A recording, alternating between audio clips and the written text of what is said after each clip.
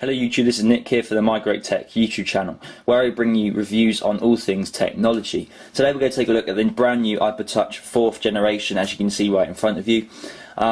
Very nice new iPod Touch, and let's actually get into the specs and just take a look at the iPod Touch in general itself. Okay, so let's just open up the packaging and take out the iPod Touch itself just to begin with. You do get a little stuff inside you. Obviously you'll get the USB and everything like that, but designed in Apple in California, you have the fingertips, and there will be a USB in here as well. That's pretty much the packaging. Apple has sort of decreased the packaging on their products a lot in the past few years. It's getting gradually smaller and smaller, which is good. As you can, obviously they're trying to save the environment, but very simple packaging, very clean and crisp, as you would expect from Apple. So let's put the packaging to the side and take a look at the iPod Touch itself. So as you can see, it's extremely thin, and if I just bring in the iPod Touch 2G or 3G, they are basically the same shape, and compare the two, as you can see, it is slightly thinner, the iPod Touch 4. I hope you can see that. Again, not really the best way of showing you, but it is thinner. I can tell you that for a fact.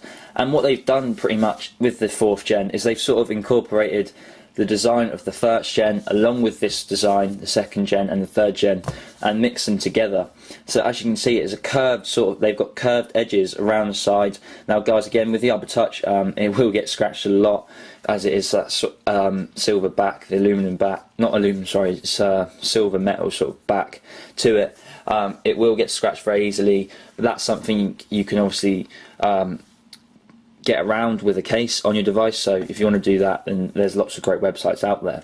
But like I was talking about the design, it does have the curved edges, but it sort of goes to a flat back, as you can see. So with the iPod Touch 2G, it was very curved all the way around, and with the 1st gen it was very flat pretty much all the way around. But with this, they've sort of mixed up and they've gone for a bit of both, and that's really nice. You just lay it down flat and not curved, not like sort of rolling around with the iPod Touch 2G, the previous model. So that's nice, and as you can see from the backs, they are slightly different. This looks like a more sort of dark shade of metal, nice sort of finish to it. I like that a lot more than this design.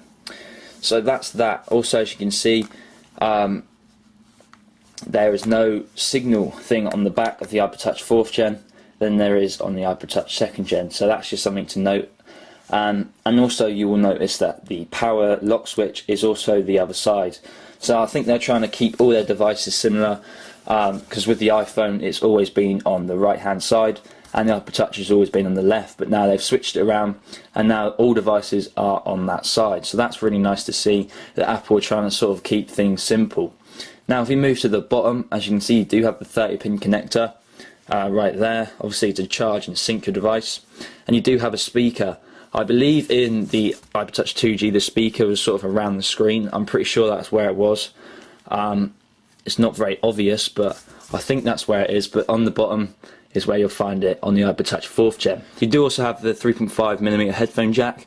All headphones will fit in there, so that's really nice. So that's just that. And if we move to the side, as you can see, the volume rockers are slightly different from the iPod Touch 2G. Again, they've gone for a more cleaner design. The iPod Touch 2G, they were sort of like joined up, as you can see, and on the 4th gen they are separate buttons. So that's really nice, something, just a small change, but again, simple and nice. And again, like I said, on the top, the power switch is on the other side. Now, it is slightly recessed, so it's quite flat, as you can see. Doesn't really stick out much, and it is on the curve, so when you just put your finger around the back you can get to it a lot easier. You will also notice on the 4th gen they do have a camera on it now. Not the best quality of camera, but it does the job. It will shoot on the back camera. Just focus it in. It will shoot 720p HD video. So although not the best camera, it does shoot in HD, so that's really nice to have. You will also notice a front-facing camera right here, and you can do FaceTime calls with the iPod Touch 4th gen. You're probably thinking how, as you don't have a SIM card or a contract or anything, but it's all done by your Apple ID and the email address you use, so that's really nice to have as well. So the battery on this thing is really good. It's 40 hours of audio playback, which is really nice. And it does also include the same 3-axis gyro and accelerometer from the iPhone 4, which makes gaming exceptionally good when just using games in general, so moving the iPod Touch around. So iPod Touch is pretty much Apple's sort of gaming device, so that's really good they included that. Now it does include a Retina display on the iPod Touch 4th Gen, but it's not as good as the iPhone 4. If I just bring in the iPhone 4, you might be able to see a difference, I'm not sure. But it does have a screen protector on, so probably not. It's not really the best way to show you. But it does include a Retina display, but it doesn't include the same IPS technology. So it's not going to be as good as the iPhone 4, but it's still very good quality for an iPod Touch. So nothing really major, but just something to note. Now, like I said, guys, it does include FaceTime, as you can see. So we go to the FaceTime application, which is brand new for the iPod Touch. Basically, you just need to click Get Started and sign into your Apple ID thing, and obviously start making calls with people. So really nice to have, and that's pretty much everything I have to say on the iPod Touch 4th Gen. I wanted to keep this simple, as there's obviously a lot of these reviews out there already, but I wanted to get mine in. So the iPod Touch 4th Gen, go get it on the Apple website. iPods are always refreshed in September or around that time, so you've got plenty of time if you're thinking about waiting. You might as well go ahead and get this one. It does come in 3 different models, I believe, the 8GB, the 32GB and the 64GB.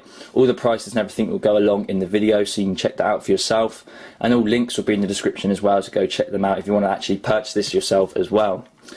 I might do a comparison video, like just a whole comparison video between the previous gen of the iPod Touch and this generation. Let me know if you want that in the comments down below. And I'll also probably do a screen comparison of this and the iPhone 4. Again, let me know if you want that, if you want to see that. But that's pretty much it. I hope I didn't miss any major things out. I think I've covered everything that you want to know and everything I think you need to know. And that's pretty much it. So it is Nick here for the MyGreatTech YouTube channel. Again, sorry for slacking on the videos here.